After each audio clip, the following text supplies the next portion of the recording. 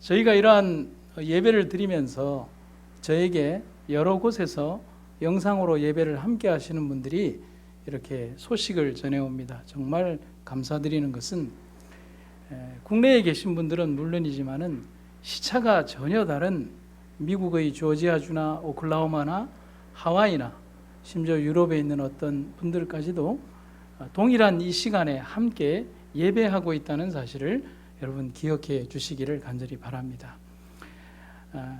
또한 그분들에게도 주님의 은혜가 임하고 이 예배를 통해서 귀한 하나님의 은혜와 또 섭리하시는 기쁨이 함께 하시는 귀한 안식일이 되시기를 간절히 바랍니다.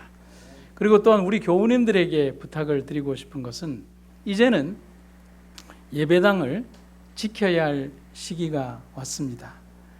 더 이상의 어떤 랜선에 의지하는 예배가 아니라 이것은 어쩔 수 없이 교회를 나오지 못하는 환우분들과 어려운 분들을 위하여 또 먼 곳에 있는 분들을 위하여 이 예배가 영상으로 유지된다면 이제 성도들은 교회에 나와서 이 강단과 교회와 여러분들의 자리를 지키고 끊어졌던 찬양대와 우리들의 모든 것들을 회복하는 이제 10월의 시간이 되기를 간절히 바랍니다.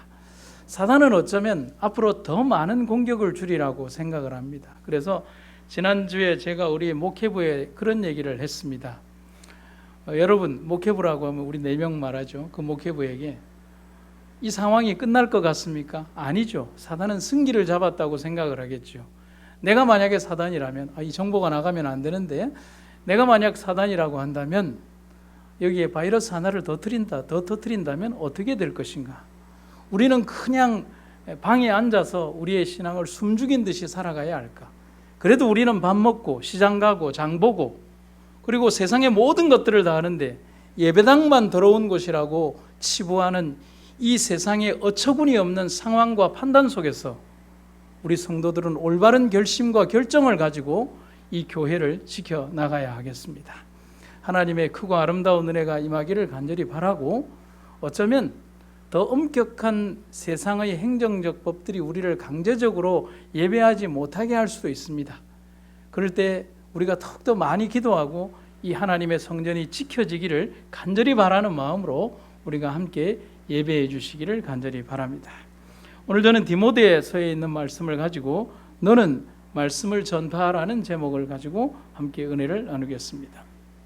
각시대의 대쟁투에 나오는 말씀입니다. 정말 의미 있는 말씀이죠. 그리스도의 정신은 전도의 정신이다. 거듭난 심령 속에 제일 먼저 생기는 충동은 다른 사람들 또한 구주께로 인도하고자 하는 충동이다. 여러분, 이 말씀은 문자적으로 볼 것이 아니라 여러분들의 경험과 삶 속에서 그대로 적용해 보면 알 수 있습니다. 중학교 2학년 제가 처음으로 친구를 따라서 교회를 가고 난 이후에 예수님을 받아들이고 난 이후에 가장 먼저 한 행동이 주변의 내 친구들에게 교회 가자는 소리였습니다. 그게 가장 기쁜 것이었고 그게 가장 기쁜 삶이었고 그게 가장 중요한 것이라고 생각을 했던 삶이었습니다. 화인 여사는 가장 정확하게 복음의 본질에 대해서 이야기를 하고 있습니다. 거듭남을 경험한 그리스도인들은 자신이 경험한 감동적인 경험을 다른 사람들에게 전해주기 위해서 가장 먼저 노력한다는 것입니다. 기독교의 역사는 바로 그러한 감동적인 믿음의 릴레이에 의해서 발전되고 지속되어 왔습니다. 한 사람의 순교와 피 흘리는 경험이 있을지라도 그 자리에는 또 다른 사람이 그 말씀의 바톤을 들고 뛰어가는 것입니다. 지금의 이 장면처럼 말입니다. 끊어질 듯 하면서도 절대 끊어지지 않는 것은 바로 주님께서 연약해 보이는 믿음의 줄을 붙들고 계시기 때문에 그렇다는 사실입니다. 존 웨슬리의 어머니인 수잔 웨슬리가 남기는 말입니다. 복음 앞에서는 2가지 선택밖에 없다. 하나는 그것을 믿는 것이고 또 다른 하나는 그것을 실행하는 것이다. 여러분, 웨슬리의 믿음보다 어머니의 믿음이 훨씬 더 강력했던 것 같습니다. 그녀의 말 속에서 우리는 복음이 가지는 강력한 힘과 역동성을 발견할 수 있습니다. 복음 앞에 선 자는 믿어야 합니다. 그리고 또 다른 사람에게 복음을 전하는 사람이 되어야 합니다. 왜 교회는 경치 좋고 물 맑은 산 속에 있지 않고 척박한 도시 속에 있을까요?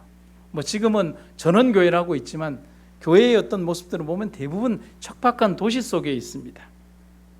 왜 불교처럼 다른 참선하는 종교들처럼 깊은 곳에서 수련하는 모습으로 있지 않을까요? 왜 기독교는 굳이 사람들이 그렇게 반기지도 않는데도 불구하고 사람들 곁에 있을까요? 여러분, 오늘 예배드리고 지금 당장 나가서 교회가 어디에 있는가를 한번 쭉 살펴보십시오. 교파에 상관이 없이 한번 쭉 보십시오. 번듯한 교회당도 있지만은 이제 시작하는 교회 혹은 연약한 교회들이 전도하기 위해서 어디에 있는가를 한번 보십시오. 건물의 2층에 혹은 물이 새고 곰팡이 냄새가 진동하는 건물의 반지하에, 술집의 2층에, 태권도장과 마주하는 시끄러운 건물 속에서, 때로는 사창가의 한 복판에 붉은빛 십자가를 걸고 예배당은 그 도시와 어울리지는 않는데 어색한 동거를 그러나 당당하게 하고 있다는 사실이죠. 그것은 뭐냐면 그 환경에 교회가 젖어드는 것이 아니라 그 환경을 바꾸기 위하여 복음의 사명을 띠고 그 교회가 그 안에 들어간다는 사실입니다. 복음은 그리스도인들에게 이렇듯 움직이게 하는 힘을 가지고 있기 때문입니다. 여러분, 성경 속에서 예수님은 어떤 모습으로 등장합니까? 가만히 앉아 계십니까? 아니죠. 죄인을 찾아 나서시는 주님의 이야기를 기록하고 있습니다. 반면에 다른 종교들은 어떻습니까? 숨어 있습니다. 혹은 사람들이 찾기 힘든 고행의 과정을 통해서 신을 아주 어렵게 만나게 하는 것이 바로 다른 종교들입니다. 여러분, 여기에 나오는 이 장면을 한번 보시면 오체투지라고 하는 것입니다. 두 팔꿈치, 두 무릎, 이마의 정중앙을 땅에 대고 절하는 불교의 예경 방식 중에 하나입니다. 티베트의 순례자들은 이렇게 신들의 땅이라고 불리는 성지 라사와 성산 카알라스 산으로 순례를 떠나는데 2500km의 여정을 이렇게 오체투지를 하고 다시 일어나서 또 10걸음을 가고 오체투지를 합니다. 가장 길게 가는 사람은 1년 동안 이 일을 합니다. 이게 신을 만나는 그들의 모습이라고 하고 이렇게 해야 신이 좋아한다는 것입니다. 그런데 우리의 예수님은 어떨까요? 죄인들이 눈을 돌리기만 하면 주님을 찾을 수 있도록 하기 위해서 세상에 아무리 더럽고 냄새나는 장소라 할지라도 교회를 세우시고 주님의 사랑과 용서를 전파하게 하시는 것입니다. 가만히 있는 하나님이 아니죠. 내가 가는 거죠. 길을 잃은 양을 위해서 너 알아서 와, 못 오면 거트라인으로 꺾는다는 하나님이 아니라 내가 찾아가서 내가 너를 찾아서 어깨에 메고 돌아오는 하나님이죠. 그러나 전도에는 우리의 역할이 꼭 필요하다는 것입니다. 누군가의 말처럼 이런 말이 있습니다. 예수님은 우리 없이도 복음을 완수할 수 있으시지만 우리 없이는 일하지 않으신다. 아멘입니까? 우리 없이는 일하지 않으신다. 아마도 전혀 다른 방향으로 나아갔을 것입니다. 만일 누군가의 선교가 없었더라면 지금 나는 어디에 있었을 것인가? 아마 전혀 다른 방향으로 나아갔을 것입니다. 이 세상에 어디에선가 전혀 다른 모습으로, 전혀 다른 인생으로, 전혀 다른 사람들과 살고 있을 것입니다. 그래서 제가 이렇게 말씀을 드립니다. 한번 같이 읽어볼까요? 시작. 복음이 바로 오늘의 나를 만들었다. 중학교 2학년 시절 저에게 낯설게 찾아왔던 나를 전도했던 그 친구가 없었다면 내 인생의 삶은 어떻게 흘러갔을까? 여러분, 내 인생의 시계추는 어떻게 흘러갔고 내 삶의 방향은 어떻게 올라갔을까? 나는 누구와 결혼을 했으며 나는 지금 어떤 아이를 데리고 살아갈 수 있을까? 나는 어떤 직업을 갖고 어떻게 살아가며 어떤 삶 속에서 내 삶을 영위하고 있을까? 복음이 내 마음속에 들어온 순간 내 삶의 방향과 모든 것들이 달라지고 오늘의 내가 이 자리에서 여러분과 함께 마주하고 있다는 사실입니다. 지미 카터 대통령이 Why Not the Best라고 하는 글에 기고한 글입니다. 거기에서 자기의 가슴 아픈 간증을 이렇게 고백을 하고 있습니다. 나는 내 교회의 전도 프로그램에 14년 동안 참가해서 10가정씩 140가정을 방문해서 전도한 것을 자랑으로 여기고 있었다. 그러나 1966년 내가 주지사에 입후보하고 선거운동 3개월 동안에 악수를 나눈 사람은 약 30만 명에 달한다. 나는 나를 위해서는 3개월 사이에 30만 명을 만나보고 하나님을 위해서는 14년 동안에 겨우 140가정에게 복음을 전달하는 것을 부끄럽게 생각한다. 여러분, 이런 고백을 해야 할 사람이 카터 대통령밖에 없다고 생각하십니까? 우리 역시도 이러한 부끄러움의 대상들이라는 사실을 고백해야 합니다. 나를 위해 사는 인생의 10분의 1이라도 주님을 위해 산다면 우리의 교회에는 나를 통해서 그리스도를 믿는, 주님을 믿는 사람들이 얼마나 많겠는가? 그래서 이런 말이 있죠. 그리스도인의 삶은 뭐와 같다? 창문과 같다. 그를 통해서 빛이 새어나간다. 정말 아름다운 말이에요. 내 삶과 내 모습을 통해서 그리스도가 세상에 나타나는 것입니다. 내 삶이 복음의 전도지이며 나는 세상의 선교사라고 하는 사실을 여러분과 저는 잊어서는 안 됩니다. 오늘 내 삶을 통해서 그리스도가 환히 세상 밖으로 비춰지는 빛되는 삶을 살아가는 여러분과 제가 되기를 주의 이름으로 축원합니다. 디모데에게 보낸 권면에서 첫 번째 권면은 이겁니다. 때를 얻든지 못 얻든지 항상 뭐하라? 항상 힘쓰라고 되어 있습니다. 이제 복음 전파의 사명을 담당해야 할 디모데에게 바울은 그의 두 번째 편지에서 복음 전파의 소명에 대한 강력한 권면을 하고 있습니다. 여러분, 일반적인 모든 일은 그것을 할 수 있는 좋은 시간이 있습니다. 어떤 일을 하다 보면 밤보다는 낮이 좋을 때가 있고 낮보다는 밤이 좋을 때가 있고 오전보다는 저녁이 좋을 때가 있고 저녁보다는 오전이 좋을 때가 있습니다. 그렇지 않아요? 일반적인 모든 일은 그것을 할 수 있는 좋은 시간이 있습니다.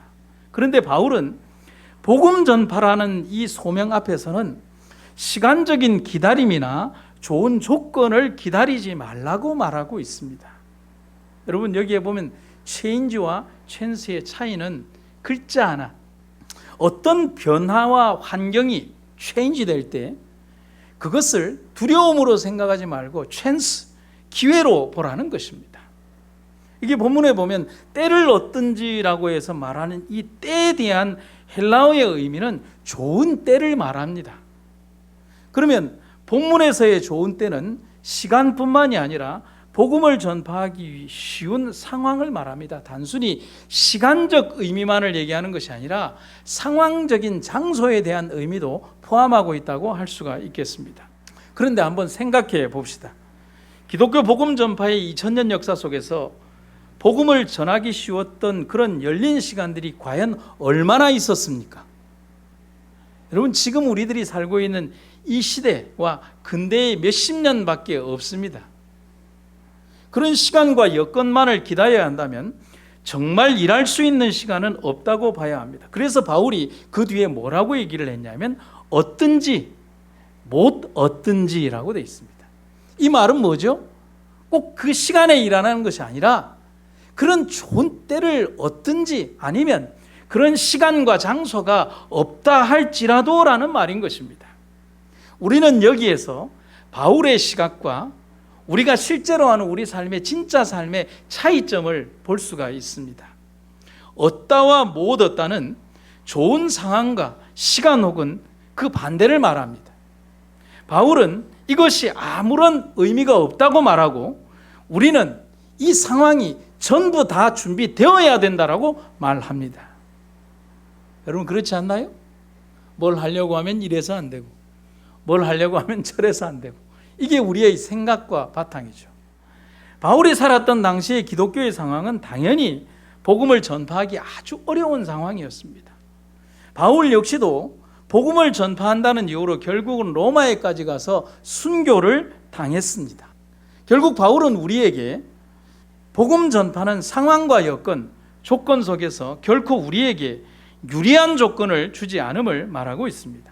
그러나 그럴지라도 복음을 전하고 말씀을 전파해야 하는 것입니다. 바울은 이렇게 다른 편지에서 이렇게 말을 하고 있습니다. 골로새 4장 3절.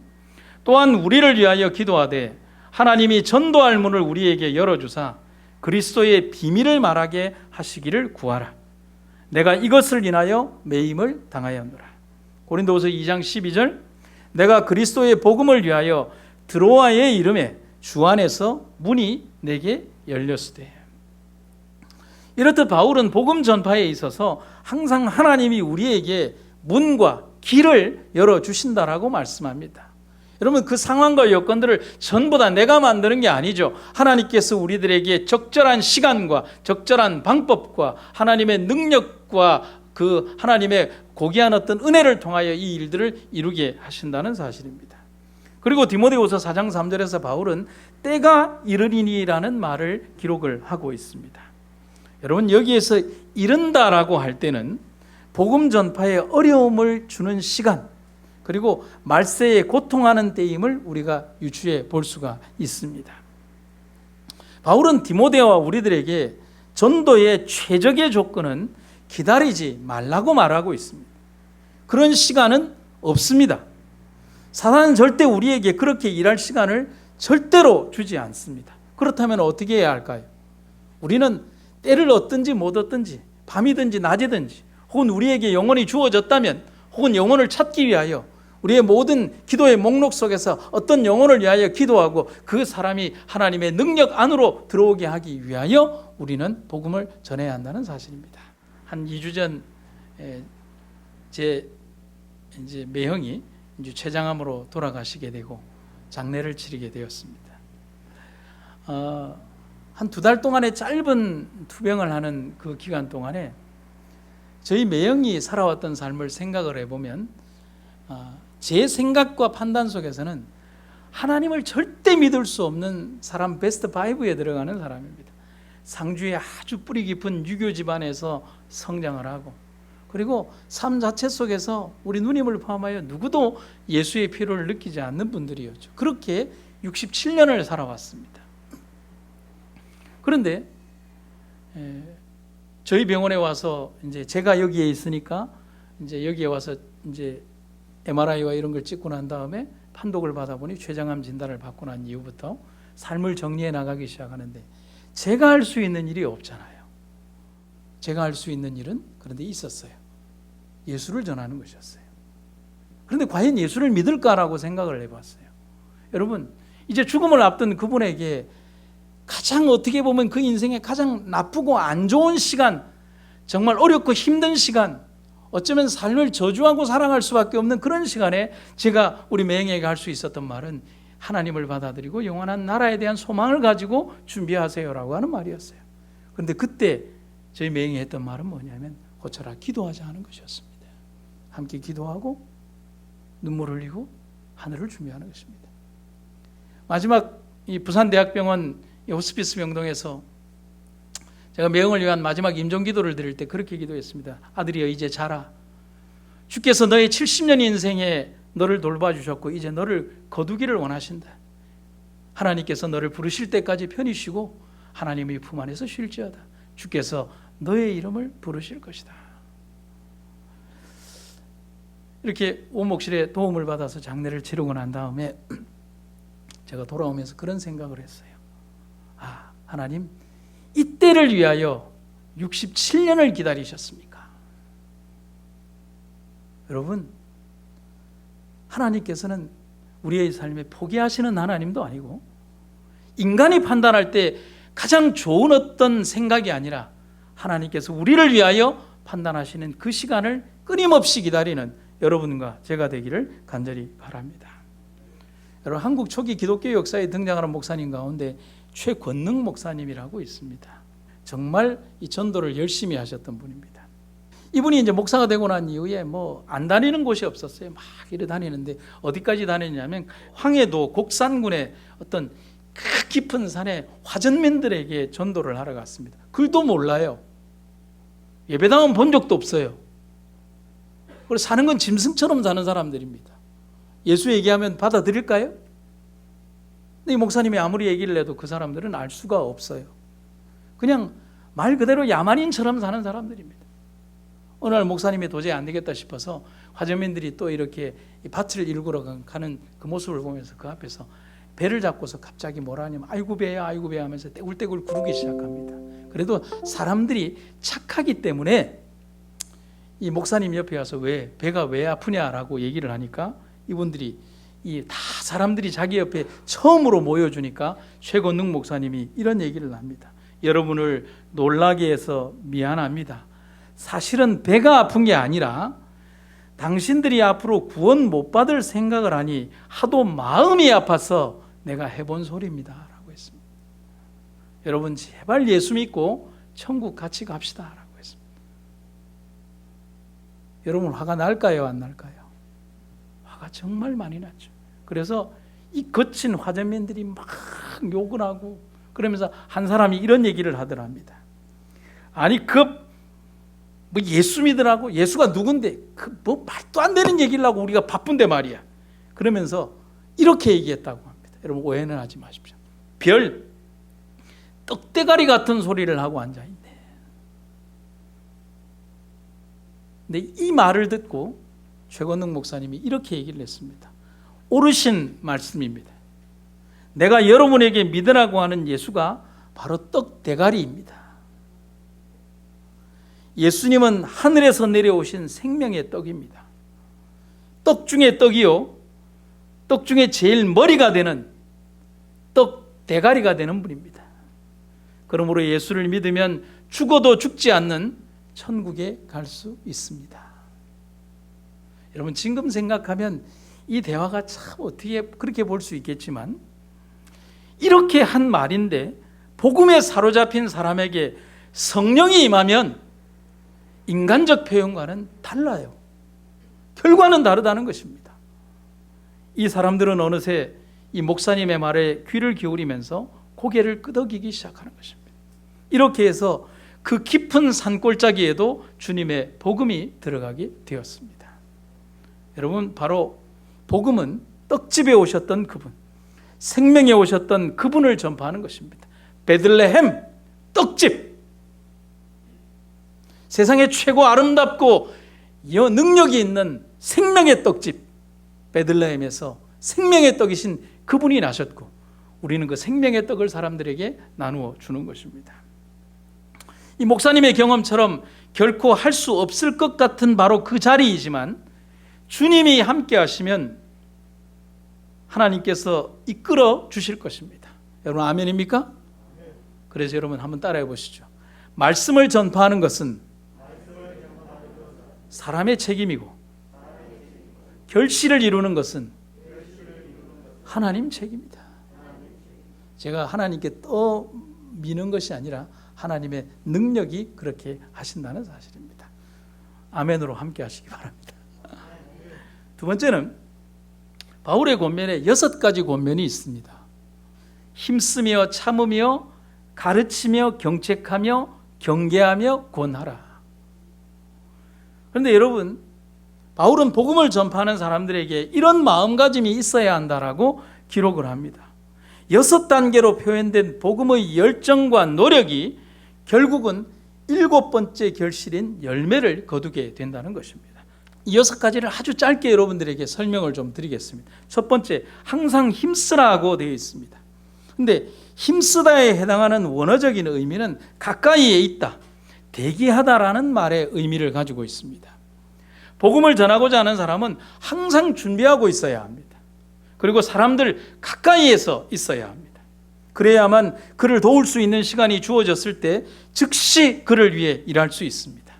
쓰지 않은 연장이 어디에 있는지, 그 사람을 위해서 일했던 기억이 어디에 있는지, 그 사람을 위해서 도울 수 있는 어떤 삶의 어떤 스탠바이가 되어 있지 않는 그런 상황에서 복음을 전해야 되는 아주 그 짧은 시간이 주어졌을 때 그를 위하여 무언가 할 수 있는 삶의 준비가 되어 있지 않다면 복음을 전할 수가 없지요. 그래서 성경은 이렇게 얘기를 합니다. 너희 마음에 그리스도를 주로 삼아 거룩하게 하고 너희 속에 있는 소망에 관한 이유를 묻는 자에게는 대답할 것을 항상 뭐하되? 준비해야 돼. 세 번역에는 이렇게 기록이 되어 있습니다. 언제나 답변할 수 있게 준비를 해 두십시오. 이 말은 단순히 말에 대한 부분만이 아니라 우리의 삶 속에서도 그러한 준비를 하고 있으라는 말입니다. 두 번째는 오래 참으라고 되어 있습니다. 여기서 바울이 말하는 오래 참는다는 것은 인간적인 오래 참음만을 얘기하는 게 아닙니다. 인간의 허물에 대해서 하나님께서 오래 참고 계심을 말씀하고 있습니다.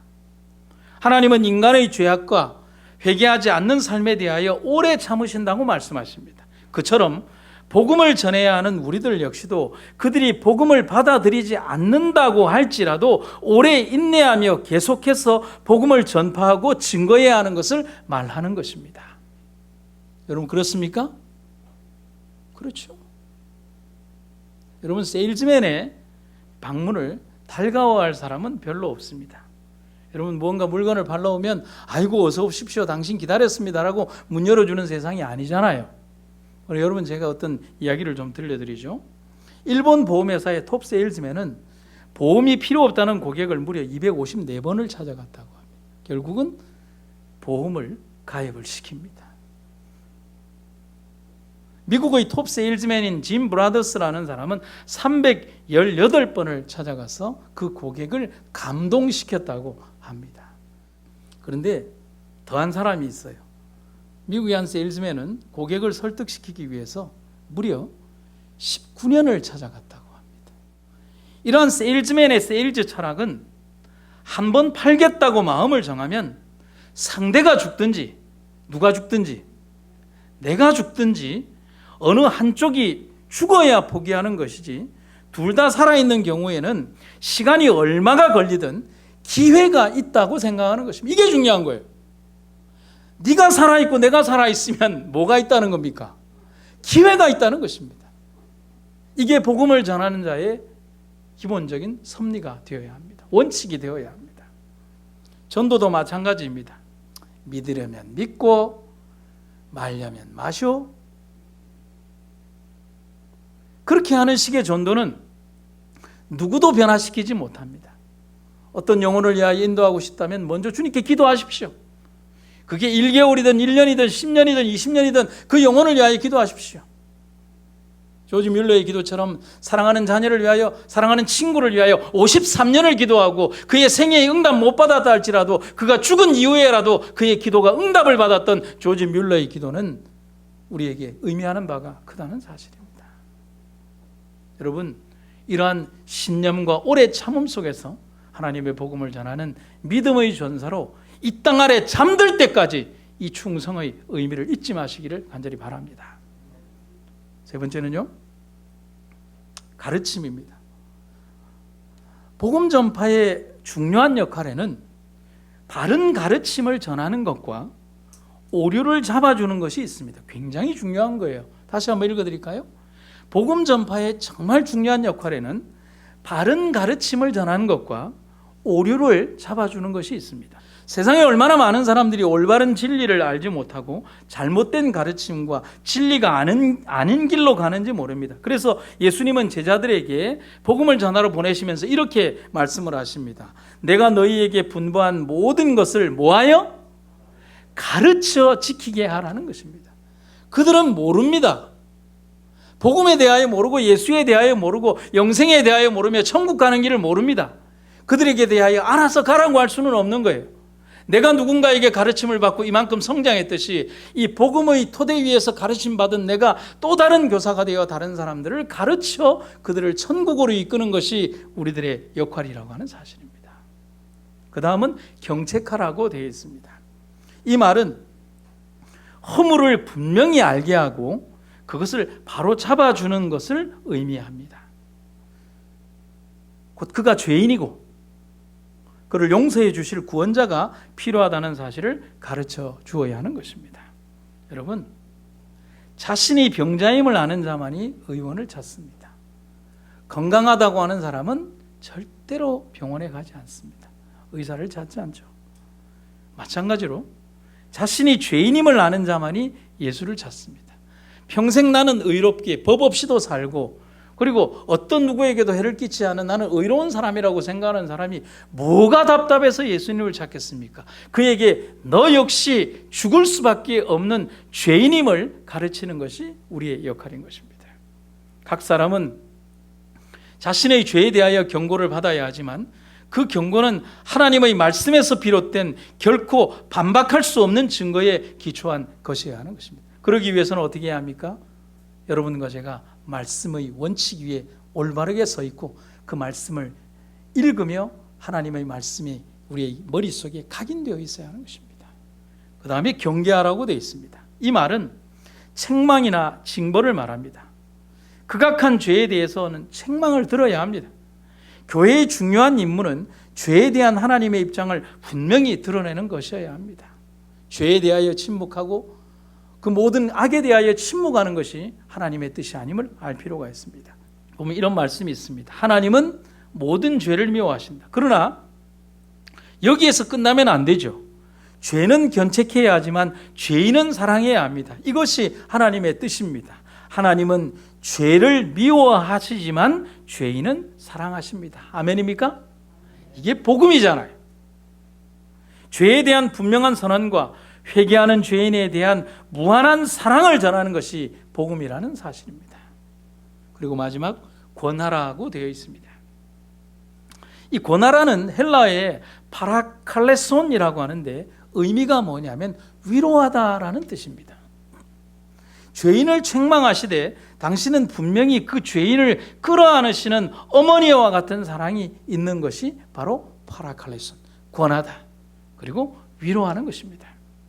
여러분들이 여기에서 파생한 단어가 보혜사 성령을 나타내는 파라클레토스 성령입니다. 그래서 파라클레토스 성령은 위로자라는 뜻입니다. 그분은 우리를 위로하시는 위로자이십니다. 삶에 지치고 죄에 시달리며 고통받는 우리들을 위한 참된 위로자가 바로 그분이십니다. 그분이 곧 복음이라는 사실입니다. 사랑하는 성도 여러분, 오늘 우리들이 가지고 있는 복음의 귀한 은혜와 진리들, 위로자 되신 그분을 세상의 모든 사람들에게 전하기 위하여 방문을 열고 길을 나가서 사람들에게 소리 높여 외치고 그들을 위하여 복음을 전하는 여러분과 제가 되기를 간절히 바랍니다. 하나 더 첨가해야 되겠죠. 이제는 랜선을 타고 각 사람의 방 안으로 그들의 휴대폰 속으로 집어넣을 수 있도록 여러분과 제가 그런 노력을 해야 하겠습니다. 고든이라고 하는 신학자는 이런 얘기를 합니다.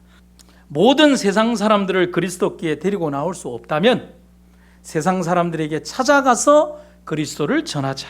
이것이 우리의 사명이다. 아멘입니까? 바울은 복음의 초년병으로 나아가는 디모데에게 많은 다른 부수적인 다른 준비를 요구하지 않습니다. 가장 중요한 것은 복음에 대한 열정입니다. 그리고 그리스도에 대한 뜨거운 사랑입니다. 그의 마음속에 있는 영혼에 대한 사랑이 영혼들을 주께로 인도할 수 있는 것입니다. 오늘 우리가 주님에 대한 뜨거운 사랑이 있어야 영혼을 인도하고 싶은 마음이 생기는 겁니다. 뜨뜻 미지근하여 토하여 내치는 그런 신앙 상태 속에서는 굳이 나도 하나님 믿으려고 교회를 잘 가지 않는데 내가 누군가를 전도하는 것은 어불성설이라는 말이죠. 그의 마음속에 있는 영혼에 대한 사랑이 영혼들을 주께로 인도할 수 있습니다. 이 고든의 말처럼 우리가 세상으로 나아가야 합니다. 그것이 우리의 사명이 되어야 할 것입니다. 성소에서 가장 크게 만든 게 있습니다. 성소의 문입니다. 10m나 되는 거대한 문이라고 만들어져 있지만 그 문은 24시간 닫히지 않는 문입니다. 죄인이 언제 어느 시간이든지 양이든지 염소든지 비둘기든지를 가고 그의 죄를 고하기 위하여 주님의 앞으로 갈 때에 24시간을 스탠바이하고 준비하고 있는 제사장이 그 죄인이 죄를 고하러 올 때에 언제든지 맞아주어 그의 죄를 속해주는 것이 성소의 문입니다. 주께서 안아주시는 것입니다. 그 자리에 여러분 나뿐만이 아니라 구원받아야 되는 모든 사람들을 주께로 인도하는 여러분과 제가 되기를 간절히 바랍니다. 마지막으로 한 얘기를 들려드리겠습니다. 미국의 저명한 복음 전도자인 무디 목사님이 스코틀랜드를 여행하시면서 그곳에서 전도 집회를 하고 있었을 때였습니다. 그 집회에 좀 외형이 때가 묻고 삶에 찌들고 험난한 삶을 어리지만 살아왔던 한 소녀가 참가했습니다. 이 소녀는 고민이 너무 많았고 그리고 삶이 너무나 피폐했습니다. 어떻게 들어온 예배당이었지만 목사님의 설교를 들으면서 내가 어떻게 해야 구원받을 수 있을지 아무리 생각해봐도 자기는 구원받을 만한 자격이 없다는 생각 때문에 소녀의 마음은 설교를 들으면 들을수록 괴로웠습니다. 배운 것도 없고 예쁘지도 않고 명성도 없고 돈도 없고, 그리고 하나님이 보시기에 자기의 살아왔던 삶이 깨끗하지도 않아서 구원받을 수 있는 자격이 없다는 자격지심 속에서 괴로워했습니다. 그러나 소녀는 매일매일 그 집회를 빠지지 않고 참여했습니다. 그 집회 마지막 날 무디 목사님이 하나님의 사랑과 용서에 대해서 설교하고 하나님의 앞으로 나오라고 했습니다. 구원받기 원하는 사람은 하나님께서 안아주시겠다고 했습니다. 그리고 설교가 아직 끝나지 않았는데 그 소녀가 갑자기 벌떡 일어서서 한없는 눈물을 흘리면서 설교하고 있는 무디 목사님에게 이렇게 울면서 얘기를 하는 것입니다. 내 모습 이대로, 부족한 모습 이대로 하나님은 받아주시나요? 그러면서 무언가에 이끌린 듯 소녀는 저벅저벅 걸으면서 목사님이 있는 단상 쪽으로 걸어오기 시작하는 것입니다. 이렇게 걸어 나오는 소녀를 목사님이 가득 끌어안으면서 목사님은 이런 얘기를 합니다. 물론이지요. 하나님께서는 참회를 받으시지요. 하나님께서는 당신을 이렇게 안아주시지요. 그 소녀가 눈물을 흘리면서 그날 하나님이 자기를 받으시고 죄를 용서하셨다는 해방감에서 주님 앞에 찬양과 감격의 기도를 올리고 있을 때 그 옆에서 이 광경을 보고 있던 성가대의 에리사 해밀턴이라는 여성 성가대원이 글을 쓰기 시작했습니다. 그 글이 바로 이 내용입니다. 그리고 그 옆에 서 있던 무디 목사님과 평생을 음악 목사로 동역했던 생키라고 하는 작곡가가 그 가사에 글을 쓰기 시작했습니다. 그렇게 탄송한 곡이 이 찬송가입니다. 나 주의 도움 받고자 주 예수님께 빕니다. 그 구원 허락하시사 날 받으옵소서. 큰 죄에 빠져 영 죽을 날 위에 피 흘렸으니 주 형상대로 빚으사 날 받으옵소서. 내 힘과 결심악하여 늘 깨어지기 쉬우니 주 이름으로 구원해 날 받으옵소서. 그 다음에요, 내 모습 이대로 주 받으옵소서. 날 위해 돌아가신 주 날 받으소서. 사랑하는 성도 여러분, 복음은 모든 이들을 위하여 문을 열어놓았습니다. 그 문이 예수님입니다. 우리는 세상에 넓게 펼쳐진 그 문을 통하여 이제는 하나님의 복음을 전하는 이들이 되어야겠습니다. 사랑의 복음을 말입니다. 쇼미라고 하는 신학자가 이렇게 우리에게 권면합니다. 교회는 승리했다. 그리스도인들 때문이 아니라 그들의 약점에도 불구하고 복음의 위력 때문에 이긴 것이다. 여러분, 연약하다고 생각하십니까? 힘이 없다고 생각하십니까? 나는 할 수 없다고 생각하십니까? 내 가진 환경이 그렇다고 생각하십니까? 코로나 때문이라고 생각하십니까? 아니요. 그 모든 것을 이기게 하는 원대하님, 복음의 능력이 이 교회와 우리를 승리케 하실 것입니다. 예수님, 오늘 당신의 말씀에 의지하여 복음을 전하게 하소서. 오늘 우리가 그렇게 승리하는 여러분과 제가 되기를 주의 이름으로 축원합니다. 사랑이 극진하신 아버지 하나님, 대쟁투의 역사 속에서 결국은 하나님이 승리하십니다. 사단은 절대로 이 전쟁에서 승리하지 못할 것입니다. 하나님과 함께하는 성도도 승리할 것입니다. 교회도 승리할 것입니다.